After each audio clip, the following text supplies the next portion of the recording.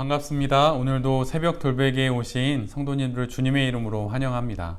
어느새 한 주간에 또 일을 할 수 있는 마지막 금요일이 되었는데요. 오늘도 주의 말씀을 붙잡고 또 우리에게 주신 이 하루를 잘 살아가는 우리 모두가 되기를 바랍니다.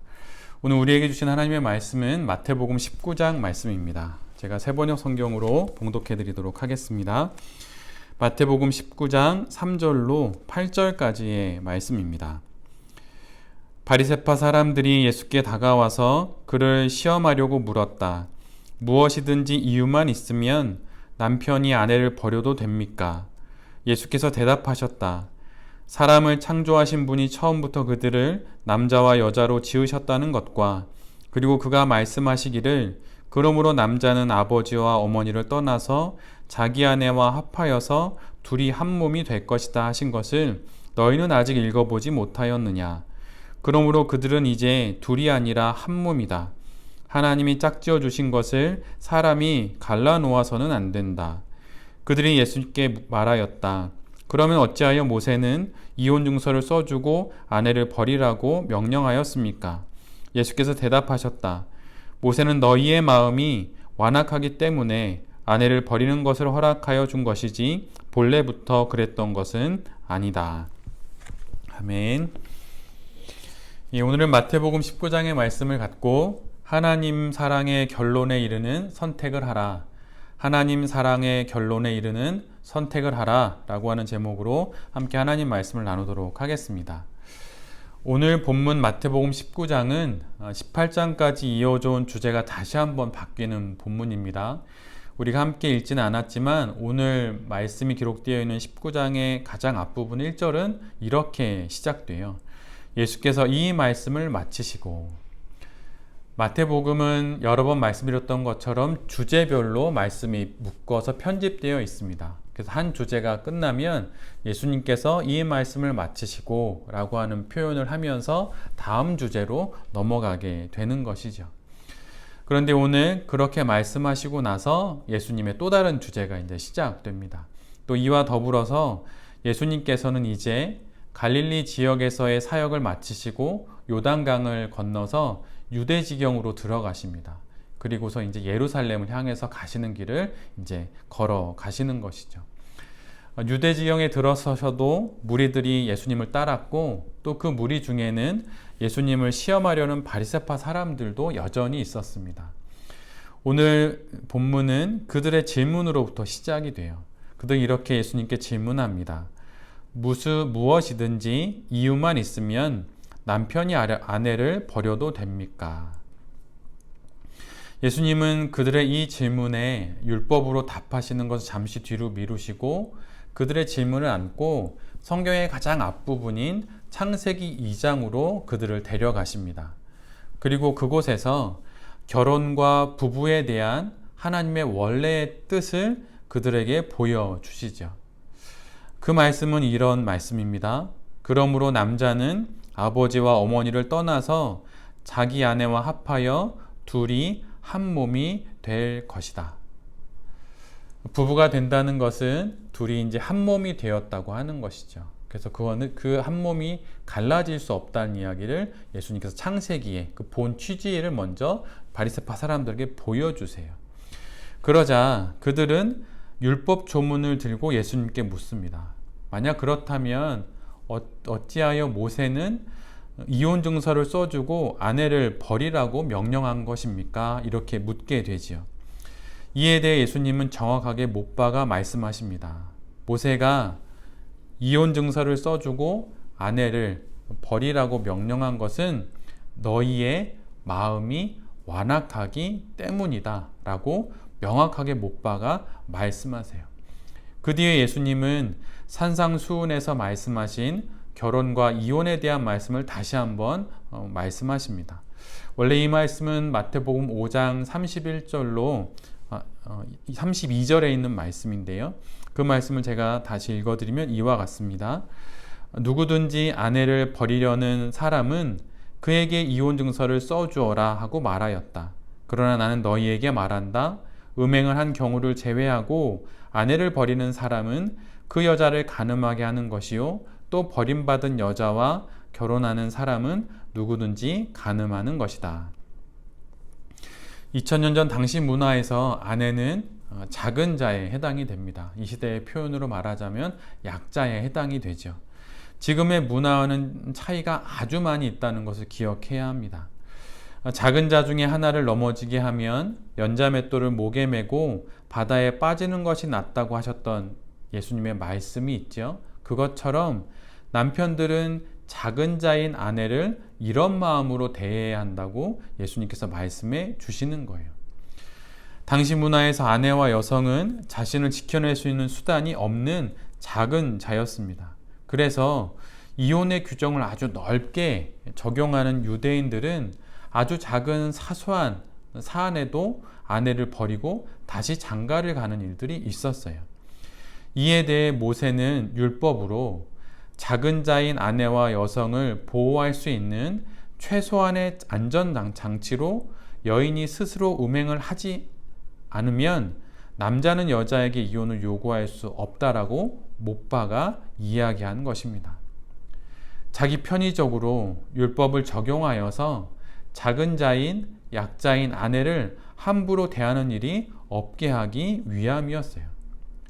그런데 하나님의 이 본뜻, 생명을 보호하고 귀히 여기려는 하나님의 이 뜻을 사람들이 임의대로 편의적으로 확대 적용하기에 바로 오늘의 이 말씀이 우리에게 오게 된 것입니다.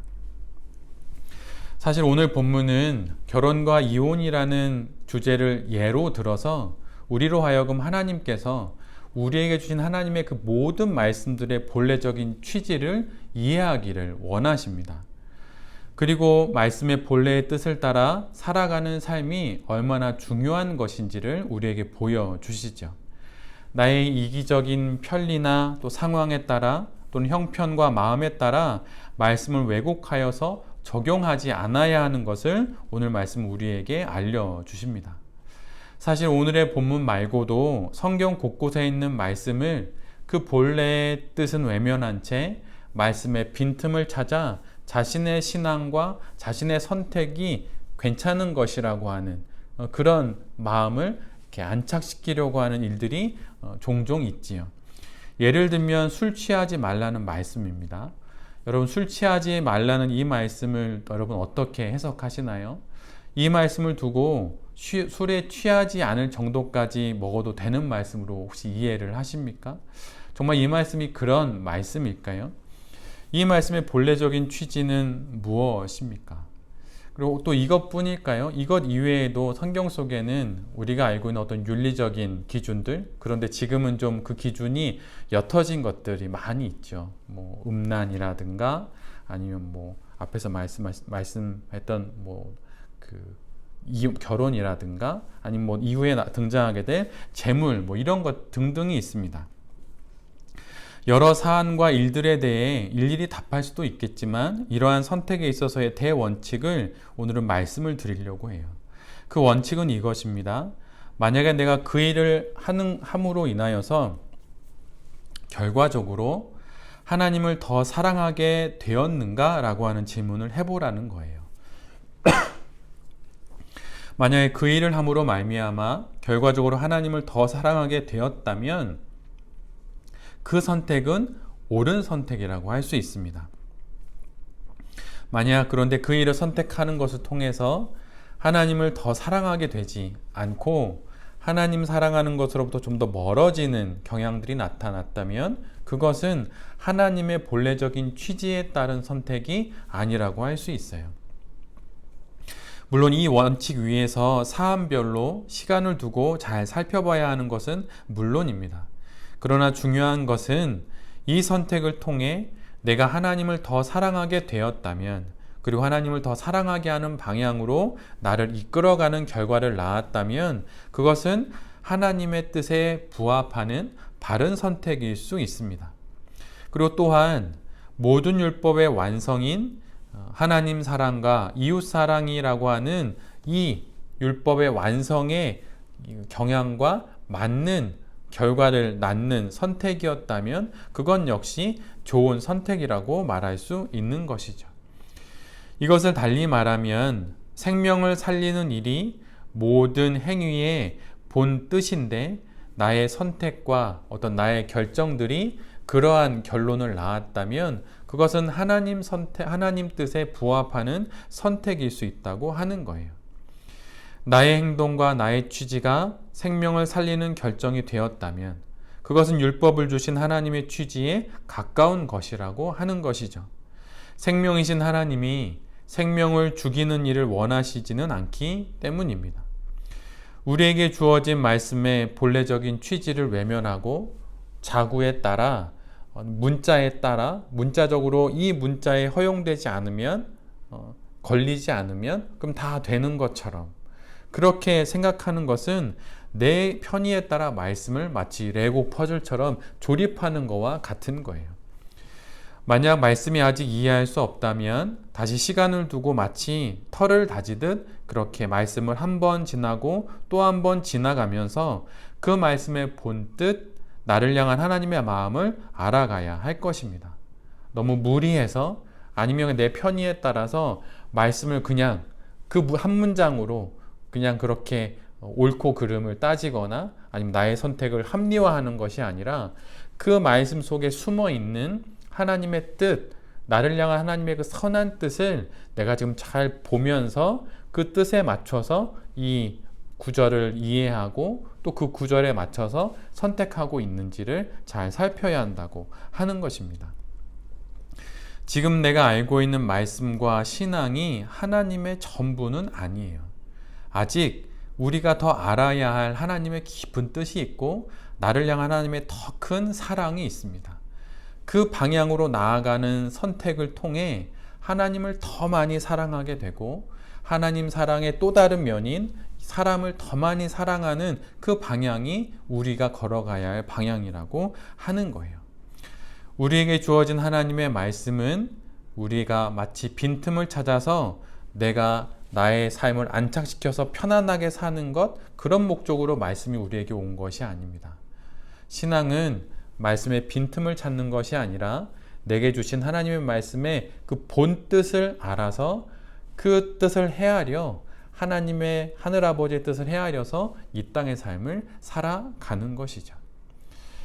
이처럼 하나님의 본 뜻을 잘 찾아서 그렇게 살아갈 때 내게 주시는 그 평안으로 우리의 인생을 살아가는 것이 바로 성도의 신앙 생활이고 그것이 성도의 삶이라고 하는 것입니다. 오늘 이제 금요일 하루, 오늘도 우리는 여러 선택을 하게 될 것이고 또 신앙의 기준에 따라서 여러 일들을 결정하게 될 것입니다. 그럴 때 성경의 이 문자적인 이 글자에 따르는 해석과 적용이 아니라 숨어있는 나를 향한 하나님의 더 깊으신 뜻, 정말 나를 위한 하나님의 그 뜻을 잘 헤아려 봄으로 잘 선택하고 잘 결정해서 종국에는 하나님을 더 많이 사랑하고 또한 이웃을 더 많이 사랑하여서 율법을 완성하고 율법을 넘어서는 은혜의 삶을 잘 살아가는 우리 모두가 될 수 있기를 간절히 기도드립니다. 아멘. 제가 기도하도록 하겠습니다. 주님, 말씀과 율법, 기도와 신비의 경험, 그 모든 것들이 결국 우리 안에 만드는 것은 하나님에 대한 사랑이며 사람들에 대한 사랑입니다. 말씀의 문자적이고 자구에 따른 해석을 통해 내 안에 숨어있는 동기를 숨길 수 있다는 착각을 버리고 하나님을 더 사랑하고 사람을 더 사랑하며 생명을 살리는 그러한 선택들을 해나가는 우리 모두가 되게 하여 주시옵소서.